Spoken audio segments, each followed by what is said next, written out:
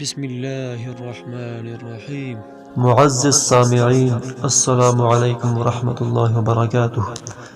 بنی اسرائیل کی ملکہ جو کہ کتوں کی غذا بن گئی، اس کے بارے میں ایک دلچسپ واقعہ ہے۔ حضرت سلیمان علیہ السلام کے دور میں بنی اسرائیل کی سلطنت عروج پر تھی۔ آپ علیہ السلام کے انتقال کے بعد ان کے بیٹے احبام کے دور میں سلطنت دو حصوں میں بٹ گئی۔ جنوبی فلسطین میں یہودیہ نام کی ایک سلطنت قائم ہوئی، جبکہ شمالی فلسطین میں اسرائیل کے نام سے ایک ریاست کا قیام ہوا۔ ان دنوں سیدہ یعنی موجودہ لبنان کی شہزادی ایزابیل کی خوبصورتی کے چرچے 400 عام تھے، چنانچہ اسرائیل کا بادشاہ جس کا نام اخیب تھا اس سے شادی کر کے اسرائیل لے آیا۔ ان دنوں لبنان اور شام میں بال کی پوجا کی جاتی تھی۔ بال فنیقی اقوام کا ایک قدیم دیوتا تھا۔ اخیب اول درجے کا زن مرید ثابت ہوا اور اپنی ملکہ ایزابیل کے کہنے میں آ کر بال کی پوجا شروع کر دی۔ بادشاہ اخیب نے اسرائیل کے صدر مقام سامریہ میں بال کا بہت بڑا اور عالیشان مندر تعمیر کیا۔ اس کو دیکھ کر اس کی رعایا بال دیوتا کی پوجا کرنے لگی۔ اس طرح سامریہ شہر کا نام بعلبک یعنی بال کا شہر پڑ گیا۔ پورے ملک میں بال کی عبادت گاہیں تعمیر ہو گئیں اور اس کے نام پر قربانیاں دی جانے لگیں، اور یوں یہودی حضرت موسیٰ علیہ السلام کے بتائے ہوئے دین سے منحرف ہو گئے۔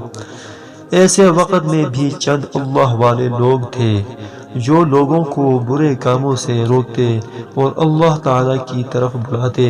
انہی حضرات میں ایک نیک بزرگ یرمیہ بھی تھے۔ بال کی پوجا کے ایک خاص دن ملکہ ایزابیل اور بادشاہ اخیب بال کے مندر میں موجود تھے اور پوجا زور شور سے جاری تھی۔ تب یرمیہ اخیب کے پاس آئے، اسے جب سمجھانے کی کوشش کی کہ بت پرستی چھوڑ کر اپنے دین حق کی طرف لوٹ آئے۔ بادشاہ اخیب تو اس بات پر خاموش رہا، مگر ملکہ ایزابیل پوجا میں خلل ڈالنے پر بھڑک اٹھی اور اپنے سپاہی کا نیزہ لے کر حضرت یرمیہ کے سینے میں گھونپ دیا۔ آپ ایک دل خراش آہ کے ساتھ زمین پر گر گئے، مگر آپ کی نظریں بدستور ایزابیل پر جمی رہیں۔ آپ نے مرنے سے پہلے ایزابیل سے کہا کہ تو نے مجھے حق گوئی کی پاداش میں مار ڈالا، اب تو انتظار کر جب تو اسی طرح ماری جائے گی اور جنگلی کتے تیرا گوشت نوچ نوچ کر کھائیں گے۔ اس کے بعد زن مرید بادشاہ اخیب اور ایزابیل وہاں سے چلے گئے۔ اس واقعے کے بعد اہل ایمان کے حوصلے کافی پست ہو چکے تھے۔ وہ دیکھ چکے تھے کہ ایزابیل کا ان کے بادشاہ پر کتنا اثر ہے۔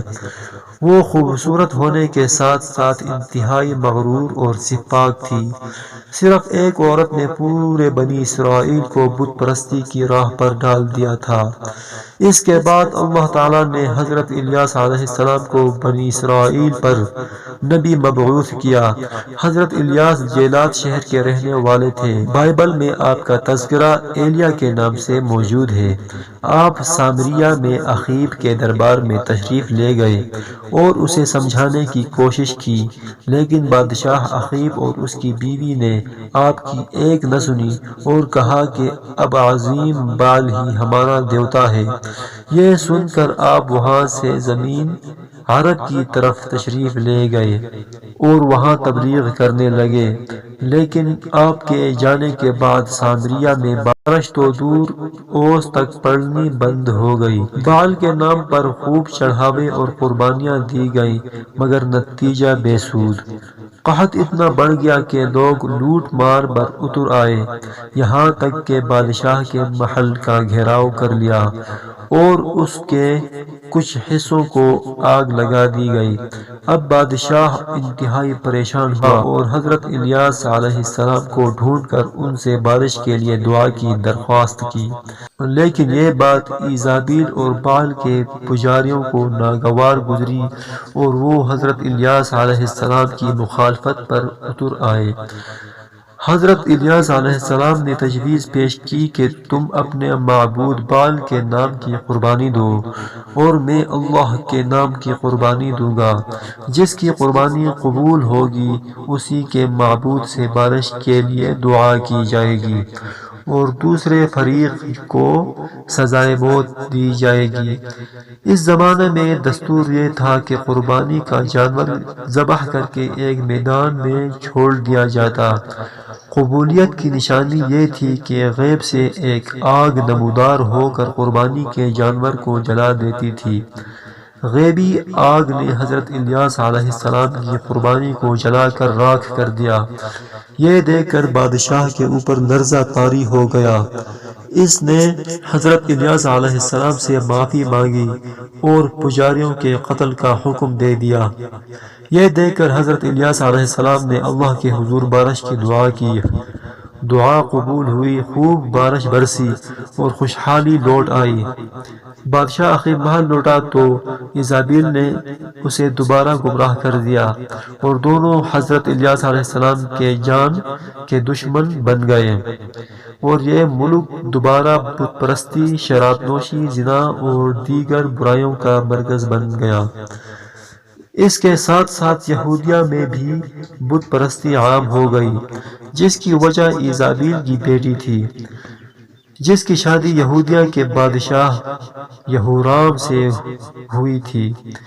یوں یہورام اور اس کے ساتھ پورا فلسطین بال پرست بن گیا۔ حضرت الیاس علیہ السلام نے انہیں سمجھانے کی آخری کوشش کی، لیکن یہورام اور عقیب دونوں نے آپ کی بات حقارت سے ٹھکرا دی۔ اب عذاب کی باری تھی۔